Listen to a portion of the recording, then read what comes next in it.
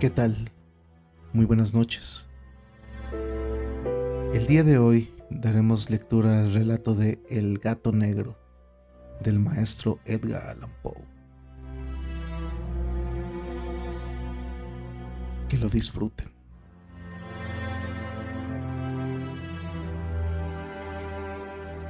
No espero ni pido que alguien crea en el extraño, aunque simple relato que me dispongo a escribir. Loco estaría si lo esperara, cuando mis sentidos rechazan su propia evidencia. Pero no estoy solo, y sé muy bien que esto no es un sueño. Mañana voy a morir y quisiera aliviar hoy mi alma. Mi propósito inmediato consiste en poner de manifiesto, simple, sucintamente y sin comentarios, una serie de episodios domésticos. Las consecuencias de los episodios me han aterrorizado, me han torturado y, por fin, me han destruido. Pero no intentaré explicarlos. Si para mí han sido horribles, para otros resultarán menos espantosos que barrocos. Más adelante, tal vez aparecerá alguien cuya inteligencia reduzca mis fantasmas a lugares comunes. Una inteligencia más serena, más lógica y mucho menos excitable que la mía, capaz de ver en las circunstancias que temerosamente describiré una vulgar sucesión de causas y efectos naturales. Desde la infancia me destaqué por la docilidad y bondad de mi carácter. La ternura que abrigaba mi corazón era tan grande que llegaba a convertirme en objeto de burla para mis compañeros. Me gustaban especialmente los animales, y mis padres me permitían tener una gran variedad. Pasaba a su lado la mayor parte del tiempo y jamás me sentía más feliz que cuando les daba de comer y los acariciaba. Este rasgo de mi carácter creció conmigo y, cuando llegué a la virilidad, se convirtió en una de mis principales fuentes de placer. Aquellos que alguna vez han experimentado cariño hacia un perro fiel y sagaz no necesitan que me molesten explicarles la naturaleza o la intensidad de la retribución que recibía. Hay algo en el generoso y abnegado amor de un animal que llega directamente al corazón de aquel que con frecuencia ha probado la falsa amistad y la frágil fidelidad del hombre.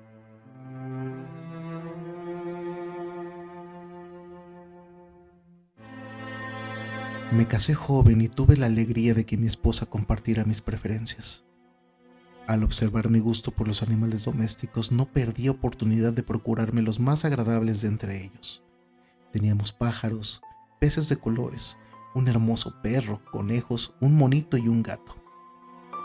Este último era un animal de notable tamaño y hermosura, completamente negro y de una sagacidad asombrosa. Al referirse a su inteligencia, mi mujer, que en el fondo era no poco supersticiosa, aludía con frecuencia a la antigua creencia popular de que todos los gatos negros son brujas metamorfoseadas. No quiero decir que le creyera seriamente, y solo menciono la cosa porque acabo de recordarla. Plutón, tal era el nombre del gato, se había convertido en mi favorito y mi camarada. Solo yo le daba de comer y él me seguía por todas partes en casa. Me costaba mucho impedir que anduviera tras de mí en la calle. Nuestra amistad duró así varios años, en el curso de los cuales, enrojezco al confesarlo, mi temperamento y mi carácter se alteraron radicalmente por culpa del demonio. Intemperancia. Día a día me fui volviendo más melancólico, irritable e indiferente hacia los sentimientos ajenos. Llegué incluso a hablar descomedidamente a mi mujer y terminé por infligirle violencias personales. Mis favoritos, claro está, sintieron igualmente el cambio de mi carácter. No solo los descuidaba, sino que llegué a hacerles daño. Hacia Plutón, sin embargo, conservé suficiente consideración como para abstenerme de maltratarlo, cosa que hacía con los conejos, el mono y hasta el perro, cuando por casualidad o movidos por el afecto se cruzaban en mi camino. Mi enfermedad, sin embargo, se agravaba, pues ¿qué enfermedad es comparable al alcohol? Y finalmente, el mismo Plutón, que ya estaba viejo, y por tanto algo enojadizo, empezó a sufrir las consecuencias de mi mal humor. Una noche en que volví a casa completamente borracho, después de una de mis correrías por la ciudad, me pareció que el gato evitaba mi presencia. Lo alcé en brazos, pero, asustado por mi violencia, me mordió ligeramente en la mano. Al punto se apoderó de mí una furia demoníaca y ya no supe lo que hacía. Fue como si la raíz de mi alma se separara de golpe de mi cuerpo. Una maldad más que diabólica, alimentada por la ginebra, estremeció cada fibra de mi ser. Sacando del bolsillo del chaleco un cortaplumas, lo abrí mientras sujetaba al pobre animal por el pescuezo y deliberadamente le hice saltar un ojo. Enrojezco, me abrazo, tiemblo mientras escribo tan condenable atrocidad. Cuando la razón retornó por la mañana, cuando hube disipado en el sueño los vapores de la orgía nocturna, sentí que el horror se mezclaba con el remordimiento al del crimen cometido. Pero mi sentimiento era débil y ambiguo. No alcanzaba a interesar al alma. Una vez más me hundí en los excesos y muy pronto ahogué en vino los recuerdos de lo sucedido. El gato, entre tanto, mejoraba poco a poco. Cierto que la órbita donde le faltaba el ojo presentaba un horrible aspecto, pero el animal no parecía sufrir ya. Se paseaba como de costumbre por la casa, aunque, como es de imaginar, huía aterrorizado al verme. Me quedaba aún bastante de mi antigua manera de ser para sentirme agraviado por la evidente antipatía de un animal que alguna vez me había querido tanto.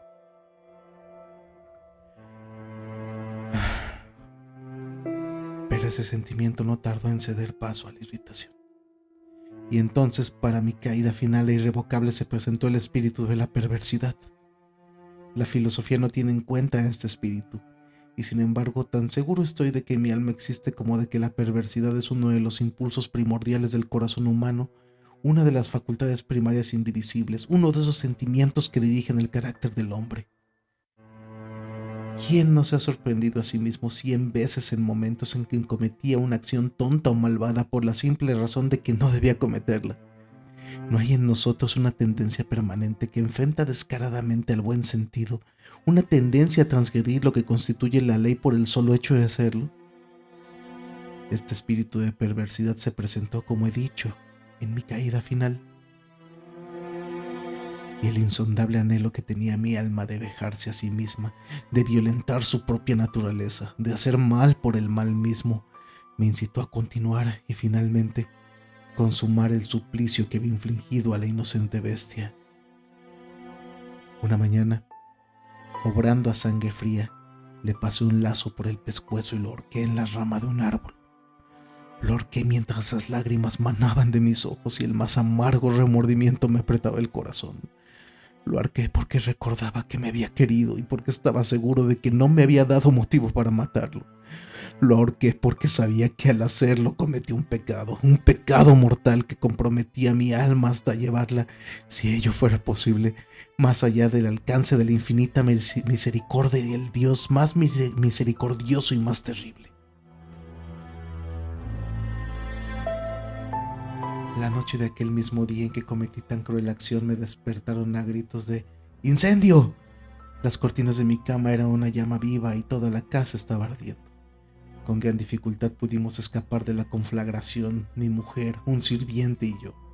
Todo quedó destruido. Mis bienes terrenales se perdieron y desde ese momento tuve que resignarme a la desesperanza. No incurriré en la debilidad de establecer una relación de causa y efecto entre el desastre y mi criminal acción, pero estoy detallando una cadena de hechos y no quiero dejar ningún eslabón incompleto. Al día siguiente del incendio acudí a visitar las ruinas, salvo una, las paredes se habían desplomado. La que quedaba en pie era un tabique divisorio de poco espesor situado en el centro de la casa y contra el cual se apoyaba antes la cabecera de mi lecho.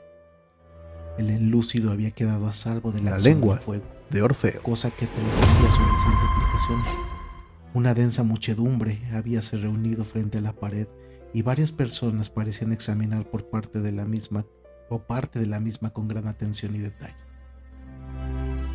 Las palabras extraño, curioso y otras similares excitaron mi curiosidad. Al aproximarme vi que en la blanca superficie, grabada como un bajorrelieve, aparecía la imagen de un gigantesco gato. El contorno tenía una nitidez verdaderamente maravillosa. Había una soga alrededor del pescuezo del animal.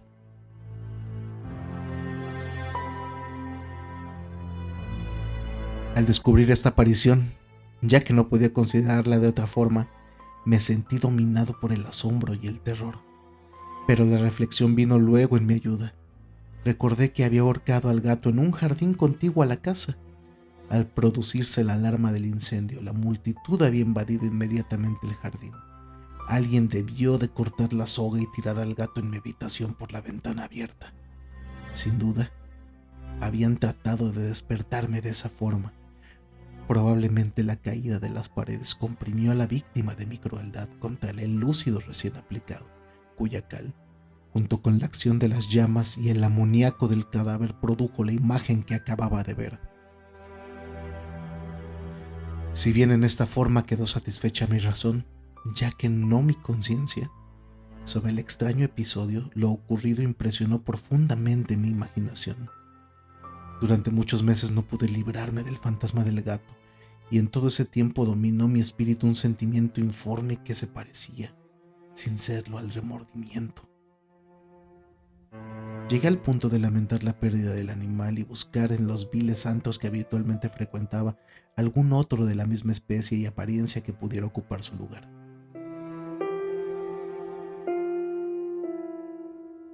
Una noche en que, borracho a medias, me hallaba en una taberna más que infame, reclamó mi atención algo negro posado sobre uno de los enormes tóneles de ginebra que constituían el principal moblaje del lugar. Durante algunos minutos había estado mirando dicho tonel y me sorprendió no haber advertido antes la presencia de la mancha negra. Me aproximé y la toqué con la mano. Era un gato negro muy grande, tan grande como Plutón, y absolutamente igual a este, salvo un detalle. Plutón no tenía el menor pelo blanco en el cuerpo, mientras este gato mostraba una vasta aunque indefinida mancha blanca que le cubría casi todo el pecho. Al sentirse acariciado, se enderezó prontamente. Ronroneando con fuerza, se frotó contra mi mano y pareció encantado de mis atenciones. Acababa, pues, de encontrar el animal que precisamente andaba buscando. De inmediato propuse su compra al tabernero, pero me contestó que el animal no era suyo y que jamás lo había visto antes ni sabía nada de él. Continué acariciando al gato y cuando me disponía a volver a casa, el animal pareció dispuesto a acompañarme. Le permití que lo hiciera, deteniéndome una y otra vez para inclinarme y acariciarlo. Cuando estuvo en casa, se acostumbró a ella de inmediato y se convirtió en el gran favorito de mi mujer.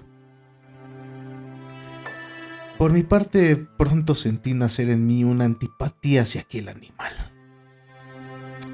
Era exactamente lo contrario de lo que había anticipado, pero sin que pueda decir cómo ni por qué, su marcado cariño por mí me disgustaba y me fatigaba. Gradualmente el sentimiento de disgusto y fatiga creció hasta alcanzar la amargura del odio. Evitaba encontrarme con el animal. Un resto de vergüenza y el recuerdo de mi crueldad de antaño me vedaban maltratarlo. Durante algunas semanas me abstuve de pegarle o de hacerlo víctima de cualquier violencia, pero gradualmente, muy gradualmente, llegué a mirarlo con inexpresable odio y a huir en silencio de su detestable presencia, como si fuera una emanación de la peste. Lo que, sin duda, contribuyó a aumentar mi odio fue descubrir a la mañana siguiente de haberlo traído a casa que aquel gato, igual que Plutón, era tuerto. Esta circunstancia fue precisamente la que hizo más grato a mi mujer, el tenerlo, quien, como ya dije, poseía en alto grado esos sentimientos humanitarios que alguna vez habían sido mi rasgo distintivo y la fuente de mis placeres más simples y más puros. El cariño del gato por mí pareció aumentar en el mismo grado que mi aversión. Seguía mis pasos con una pertinencia que me costaría hacer entender a este lector. Donde quiera que me sentara venía a ovillarse bajo mi silla o saltaba a mis rodillas, prodigándome sus odiosas caricias. Si echaba a caminar, se metía entre mis pies, amenazando con hacerme caer, o bien clavaba sus largas y afiladas uñas en mis ropas para poder trepar hasta mi pecho. En esos momentos, aunque ansiaba aniquilarlo de un solo golpe, me sentía paralizado por el recuerdo de mi primer crimen, pero sobre todo, quiero confesarlo ahora mismo, por un espantoso temor al animal. Aquel temor no era precisamente miedo de un mal físico y, sin embargo, me sería imposible definirlo de otra manera. Me siento casi avergonzado de reconocer, sí, aún en esta celda de criminales, me siento casi avergonzado de reconocer que el terror, el espanto que aquel animal me inspiraba era intensificado por una de las más insensatas quimeras que sería dado concebir. Más de una vez mi mujer me había llamado la atención sobre la forma de la mancha blanca de la cual ya he hablado, y que constituía la única diferencia entre el extraño animal y el que yo había matado. El lector recordará que esta mancha, aunque grande, me había parecido al principio de forma indefinida, pero gradualmente, de manera tan imperceptible que mi razón luchó durante largo tiempo por rechazarla como fantástica, la mancha fue asumiendo un contorno de rigurosa precisión. Representaba algo que me estremezco al nombrar y por ello odiaba, temía y hubiera querido librarme del monstruo si hubiese sido capaz de atreverme. Representaba, digo, la imagen de una cosa atroz, siniestra. La imagen de un patíbulo. Oh, lúgubre y terrible máquina del horror y del crimen, de la agonía y de la muerte. Me sentí entonces más miserable que todas las miserias humanas. Pensar que una bestia cuyo semejante había yo destruido desdeñosamente, una bestia era capaz de producir tan insoportable angustia en un hombre creado a imagen y semejanza de Dios. Ay, ni de día ni de noche pude ya gozar de la bendición del reposo. De día, aquella criatura no me dejaba un instante solo. De noche despertaba hora a hora de los más horrorosos sueños, para sentir el ardiente aliento de la cosa en mi rostro y su terrible peso, pesadilla encarnada de la que no me era posible desprenderme, apoyado eternamente sobre mi corazón. Bajo el agobio de tormentos semejantes, sucumbió en mí lo poco que quedaba de bueno. Solo los malos pensamientos disfrutaban ya de mi intimidad, los más tenebrosos, los más perversos pensamientos. La melancolía habitual de mi humor creció hasta convertirse en aborrecimiento de todo lo que me rodeaba, de la entera humanidad. Y mi pobre mujer, que de nada se quejaba, llegó a ser la habitual y paciente víctima de los repentinos y frecuentes arrebatos de ciega cólera que me abandonaba. Cierto día, para cumplir una tarea doméstica, me acompañó al sótano de la vieja casa donde nuestra pobreza nos obligaba a vivir. El gato me siguió mientras bajaba la empinada escalera y estuvo a punto de tirarme cabeza abajo, lo cual me exasperó hasta la locura. Alzando un hacha y olvidando en mi rabia los pueriles temores que hasta entonces había detenido mi mano, descargué un golpe que hubiera matado al instante al animal de haberlo alcanzado. Pero la mano de mi mujer detuvo su trayectoria.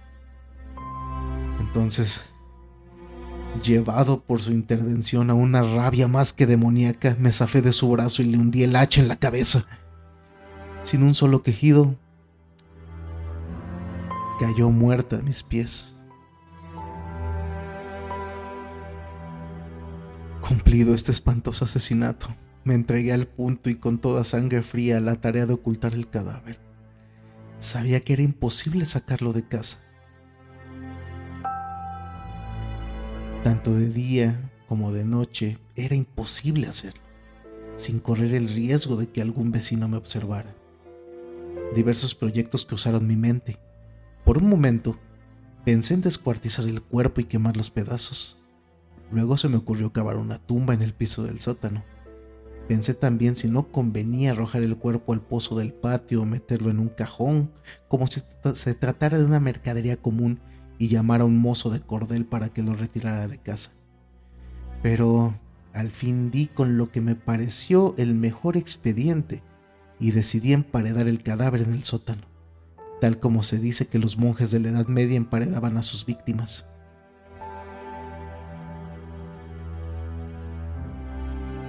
El sótano se adaptaba bien a este propósito. Sus muros eran de material poco resistente y estaban recién revocados con un mortero ordinario que la humedad de la atmósfera no había dejado endurecer. Además, en una de las paredes se veía la saliencia de una falsa chimenea, la cual había sido rellenada y tratada de manera semejante al resto del sótano. Sin lugar a dudas sería muy fácil sacar los ladrillos de esa parte, introducir el cadáver y tapar el agujero como antes, de manera que ninguna mirada pudiese descubrir algo sospechoso. No me equivocaba en mis cálculos. Fácilmente saqué los ladrillos con ayuda de una palanca y, luego de colocar cuidadosamente el cuerpo contra la pared interna, lo mantuve en esa posición mientras aplicaba de nuevo la mampostería en su forma original. Después de procurarme argamasa, arena y cerda, preparé un enlúcido que no distinguía del anterior y revoqué cuidadosamente el nuevo enladrillado. Concluida la tarea, me sentí seguro de que todo estaba bien. La pared no mostraba la menor señal de haber sido tocada. Había barrido hasta el menor fragmento de material suelto. Miré en torno, triunfante, y me dije: aquí por lo menos no he trabajado en vano. Mi paso siguiente consistió en buscar a la bestia causante de tanta desgracia, pues al final me había decidido a matarla. Si en aquel momento el gato hubiera surgido ante mí, su destino habría quedado sellado, pero por lo visto el astuto animal, alarmado por la violencia de mi primer acceso de cólera, se cuidaba de aparecer mientras no cambiara mi humor. Imposible de describir o imaginar el profundo, el maravilloso alivio que la ausencia de la detestada criatura trajo a mi pecho. No se presentó aquella noche, y así por primera vez desde su llegada a la casa, pude dormir profunda y tranquilamente. Sí, pude dormir aún con el peso del crimen sobre mi alma. Pasaron el segundo y el tercer día y mi atormentador no volvía. Una vez más respiré como un hombre libre. Aterrado, el monstruo había huido de la casa para siempre. Ya no volvería a contemplarlo. Gozaba de una suprema felicidad y la culpa de mi negra acción me preocupaba muy poco. Se practicaron algunas averiguaciones a las que no me costó mucho responder. Incluso hubo una perquisición en la casa, pero naturalmente no se descubrió nada. Mi tranquilidad futura me parecía asegurada. Al cuarto día del asesinato, un grupo de policías se presentó inesperadamente. Ellos procedieron a una nueva y rigurosa inspección. Convencido de que mi escondrijo era impenetrable, no sentí la más leve inquietud. Los oficiales me pidieron que los acompañara en su examen. No dejaron hueco ni rincón sin revisar. Al final, por tercera o cuarta vez, bajaron al sótano. Los seguí sin que me temblara un solo músculo. Mi corazón latía tranquilamente, como el de aquel que duerme en la inocencia. Me pasé de un lado al otro del sótano. Había cruzado los brazos sobre el pecho y andaba tranquilamente de aquí para allá. Los policías estaban completamente satisfechos y se disponían a marcharse. La alegría de mi corazón era demasiado grande para reprimirla. Ardí en deseos de decirles por lo menos una palabra como prueba de triunfo y confirmar doblemente mi inocencia. «Caballeros», dije por fin cuando el grupo subía la escalera. «Me alegro mucho haber disipado sus sospechas. Les deseo felicidad y un poco más de cortesía.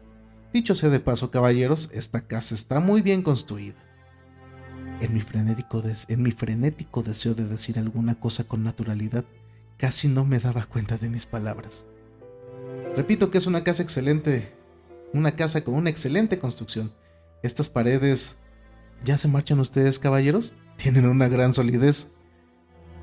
Y entonces, arrastrado por mis propias bravatas, golpeé fuertemente con el bastón que llevaba en la mano sobre la pared del ladrillado tras del cual se hallaba el cadáver de la esposa de mi corazón. Que Dios me proteja y me libre de las garras del archidemonio. Apenas había cesado el eco de mis golpes cuando una voz respondió desde dentro de la tumba. Un quejido sordo y entrecortado al comienzo, semejante al sollozar de un niño que luego creció rápidamente hasta convertirse en algo largo, agudo, un alarido, anormal como inhumano, un aullido, un clamor de lamentación, mitad de horror, mitad de triunfo, como solo puede haber brotado en el infierno de la garganta de los condenados en su agonía y de los demonios exultantes en la condenación.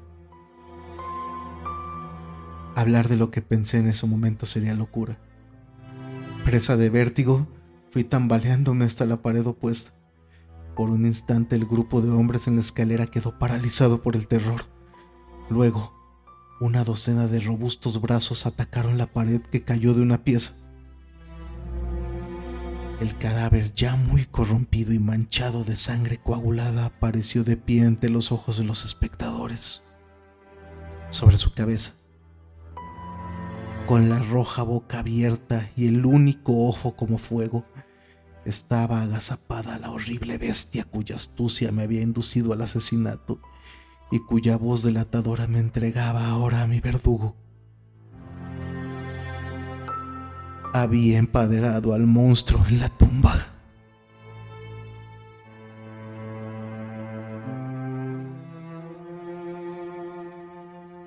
Espero que este relato haya sido de su agrado. Les deseo que tengan un excelente día, tarde o noche, y muchísimas gracias. La lengua de Orfeo.